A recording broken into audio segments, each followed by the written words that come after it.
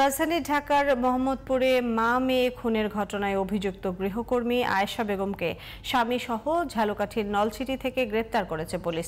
বুধবার দুপুরে উপজেলার চরকয়া গ্রামের একটি বাড়ি থেকে তাদের গ্রেপ্তার করা হয়। সে সময় অভিযুক্ত আয়েশার স্বামী রাব্বি শিকদার জানান, পরিকল্পিতভাবে বাসায় চুরি করতে গিয়ে এই হত্যাকাণ্ড ঘটায় তার স্ত্রী।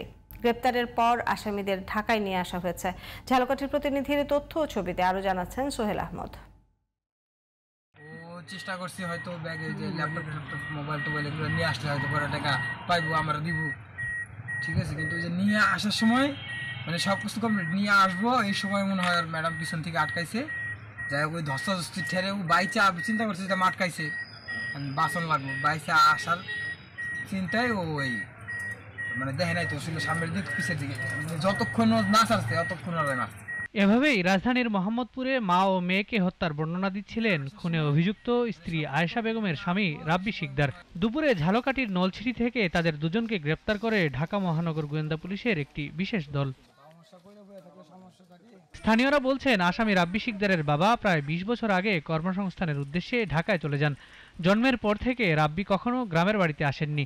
বুধবার সকাল ৯টার দিকে হঠাৎ করেই তিনি তার স্ত্রী আয়েশা বেগমকে সাথে নিয়ে চরকায় ওই বাড়িতে উপস্থিত হন। আমার ঘরে ঢুকছে,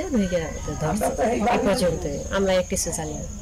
আমি দুপুরে নামাজ পড়তে মানুষের ভিড় তো ঘটনা নাকি এবার ওই সেরার হাতে হ্যান্ডকাপ দেওয়া, কার ওই রাব্বির হাতে হ্যান্ডকাপ দেওয়া, আর কি হ্যান্ডকাপ দেয় কি নেবে ওই রাব্বির মায় বলছে যে ঢাকা দুর্ঘটনা করে, সেই জন্য ওরা আইসে এনবিভাবে ধরছে।